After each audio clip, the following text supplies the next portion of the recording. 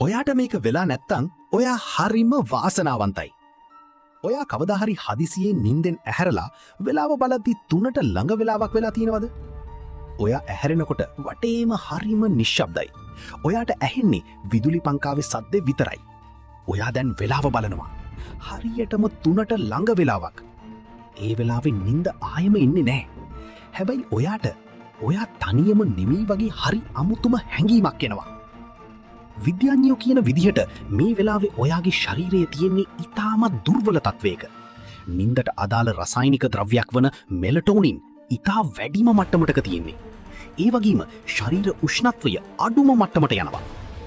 ඒ වගේම ඔයාගේ මොළය තියෙන්නේ එක අර්ධයක් නිදි සහ අනික් අර්ධය අවදි තත්වයක.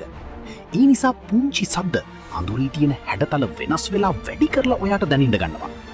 සරලව කියනවා නම් ඔයාගේ මොළය ඇත්ත ටිකක් වෙනස් කරලා පෙන්වනවා. හැබැයි පරණ විශ්වාස අනුව මේ වෙලාවට කියන්නේ ඩෙවිල්ස් අවර් කියලා. ඒ කියන්නේ අමුතු දේවල් සක්‍රිය වෙන වෙලාවක් කියලා. සාමාන්‍ය ලෝකයක් නොපෙනෙන ලෝකයක් ඉතා ළඟින් තියෙන වෙලාවක් කියලා. ඒ නිසා බොහෝ අය කියනවා ඒ වෙලාවේ අපිට නොපෙනෙන දේවල් සක්‍රිය වෙනවා කියලා. ඒක නිසා ඔයා 3ට ළඟ වෙලාවේ ඇහැරුණොත් නිශ්ශබ්දතාව බර වෙලා අඳුර වෙනස් වෙනවා වගේ දැනෙන්න ගන්නවා. හේතුවක් නැති බයක් එනවා. ඉතින් ඊළඟට ඔයා මේ වෙලාවේ ඇහැරිනොත් වෙලාව බලලා කාමරය, දොර, අඳුර දෙස හොඳට බලන්න. හැබැයි ඔයා දකින්නදී හැමදේම පැහැදිලි කරගන්න පුළුවන් වෙයිද?